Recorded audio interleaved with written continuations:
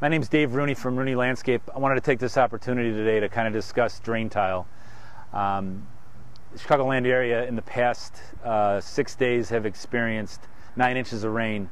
6 days ago we had a 7-inch rainstorm where most of this town is cleaning up from.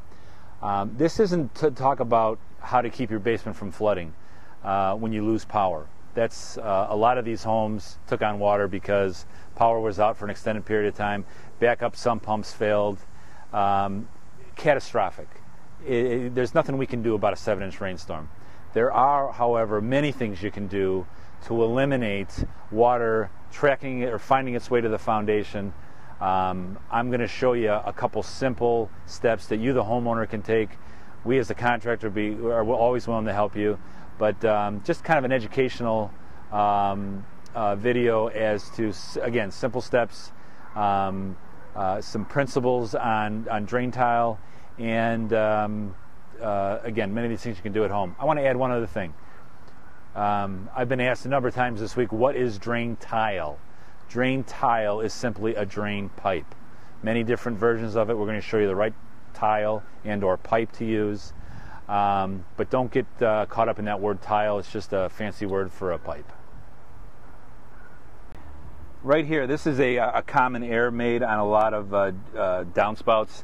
This is a common splash plate. It's just a piece of flimsy PVC. If you're going to use a splash plate, I recommend that you use something with a little more girth, something made out of concrete. This is exactly the way we found this one, and you can see that it's been shifted, and it actually moved away from the downspout, so it's a lot of the downspout is actually missing the splash plate. The other issue right in this area here is you can see where this has been eroded, and it's pushed the mulch into the ground cover bed. This tells me that a lot of this water is recirculating, finding its way back to the foundation. What should be happening is this water should be traveling outside the plant bed and into the turf area away from the house. If it were to go from the turf area, from this downspout, it's easily 8 or 9 feet away from the house. That's ideally what you'd like to see. Again, the most important thing you can look in these areas on is, do you have positive pitch from the downspout to where you know the water is channeling to. Again, this is wrong here. We can see the buildup of mulch. We know the water is heading back to the foundation, and this just taxes the sump pump. Here's another area, another common mistake. This house is about 8 years old, and you can see from the overdig of the foundation that this whole area has settled. And by doing so, this bed, which is about 15 feet in length, has actually settled in the back. So all the water that's even falling within this bed is pitched back towards the house, again, taxing the drain tile system along the foundation, which then feeds into the sump pump. This downspout really should have a tile on it where it's directing the water out of this bed, away from the house, and into an area that's much lower than the downspout. What you can't see off to the side is there's a turf area here that's a good 6, 7, 8 inches lower than the downspout. If we had the water kind of daylight over there, we wouldn't have to worry about this water recycling itself. Here's another I'm going to call feeble attempt at trying to get this water diverted away from the house. This is corrugated pipe, which I don't believe is what should be used. There should never be a direct connection here. Problem here is in the winter, this is more likely to freeze because there's no air gap. And the other reason I don't like this is because any debris that happens to come down from the gutters are going to end up in this drain tile pipe. We're going to show you a little bit later on how we remedy this and what we recommend, but I just wanted to show you that you'll see a lot of these setups, and these do fail. It's just a matter of time. It's just a matter of time until the pipe fills up. So again, a good attempt. I'm going to walk over here, and we're going to look at where this is, where the drain comes, and we're going to see where this really does end up failing.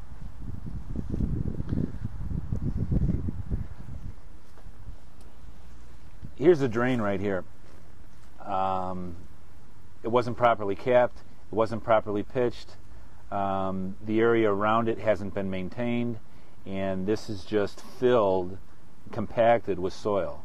So I'm here to tell you that that downspout is failing, and it's just overflowing at the connection. And if you can see, there's a window well right next to it, and that's where the water's going. What I'd like to do now is show you what we recommend is done on these downspouts to carry the water away from the house. We've been very successful with these systems, both on new applications and new homes. We've done a lot of rehab work. This job actually is an existing landscape that we're rehabbing right now, and the problem they had here was this downspout was draining on the driveway and causing ice. So what we did is we cut out a planting bed, and we ran a tile underneath the new sidewalk into the grass area, and we'll show you that in a minute. But right here, this is what we call our debris filter.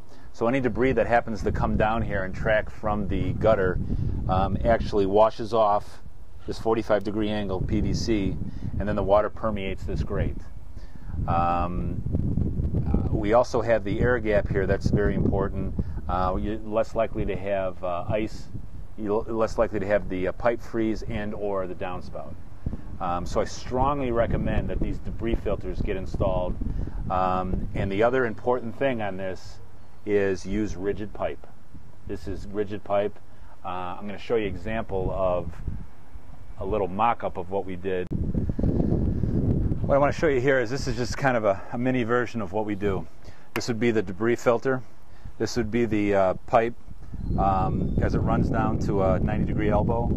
And then this here is the pipe that, you know, can extend 10 feet, 20 feet, as far as we need it, into a favorable area where the ground is lower. Again, very important, the ground is lower than the downspout. And then what we do is we actually have a line that comes up to the surface. So this is what would be right underneath the sod line. And the water is discharged into a dry well, which is filled with gravel. So it's just, imagine a 2x2 square filled with gravel. The water exits from the side, the bottom, and as the dry well fills up, this pipe runs the height of the dry well. This is on the surface, water dissipates on the grass, and ensuring that it's away from the foundation. What I'd like to show you now is where this ends. This is the dry well. You can see where this area is cut out. This hole is 2 feet deep, about 2 feet square. It's filled with gravel. The last 8 inches is soil. We're gonna, when we restore this, we'll seed all this so grass will grow over it.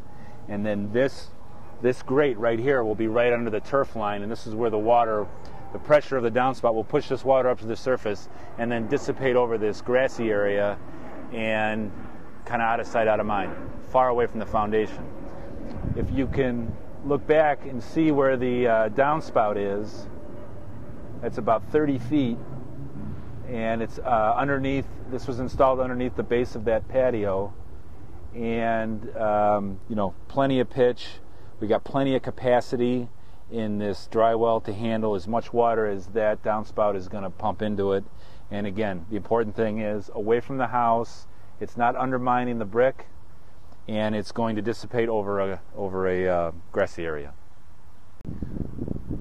So what I'd like to review is just a couple of points that we just addressed in this video. One is make sure the area underneath the downspout and the corresponding area in front of it is pitched away from the house. That is the most important thing you can do. The quickest remedy to get that water away from the house is to just be absolutely certain the grate is pitched away from the house.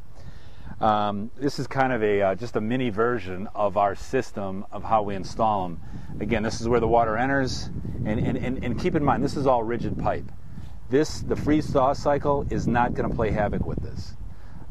This is all going to stay intact. We create the pitch, I would say a minimum of 1 inch and 10 feet. This could run 20, 30 feet away from the downspout, and then the water is discharged into the dry well from the bottom, the side. This line runs up to the surface, and the grate on top, water gets dissipated over the top. We're here to help you. We install these systems every day. We've been inundated with, given the rains we've had this past summer, with people inquiring on this, give us a call. We can coach you through it. I can walk you through some recommendations. But if you're talking to other people, make sure that you are using rigid pipe. I can't stress that enough. We're pulling out more and more of that black corrugated pipe that just fails over time, collects debris. Guys are using perforated tile where dirt's seeping in. A little bit more expensive, but this will stand the test of time. Call our office, Rooney Landscape, 847-577-0246, or look us up on the web, rooney.com. Would love to talk to you. Thanks for your time.